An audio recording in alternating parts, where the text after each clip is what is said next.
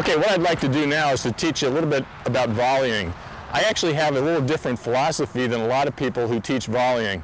A lot of people teach that the best ready position if you want to volley at the net is to have your hands out in front.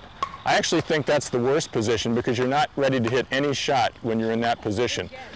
I think the right volley position is with your backhand facing the net and it fairly close to your body. And the reason I say that is because if a ball comes quick, you're in a position to actually hit it.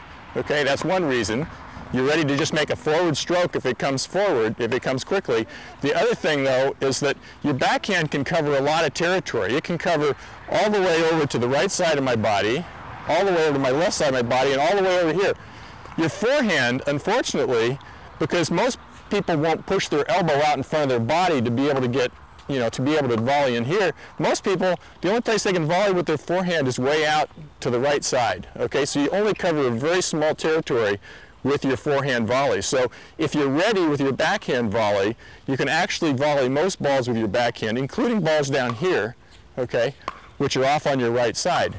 You can't do that if you're facing this way, okay? It's very difficult to do that. You can do this, which is what Pat Kane does, okay, on his volley, okay? He does this, okay?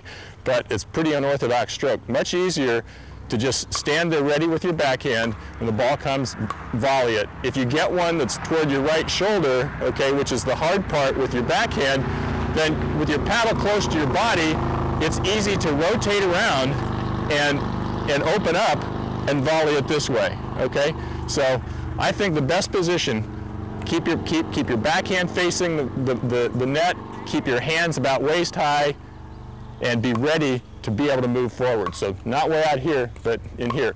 Another thing about volleying is I don't like people to volley from back here and take a step like a tennis volley, okay?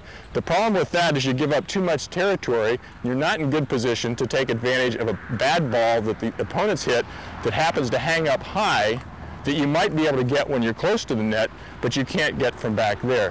So I think the best volley position is actually to plant your feet fairly close to the line, face the net, and volley with short strokes where the idea is not to hit the ball really hard, but to place it well and to place it close to your opponent's feet, even with your opponent's feet. If you can do that, you'll put the ball away 9 times out of 10. Doesn't have to be hit hard. All it has to be is to hit the ground even with your opponent's feet.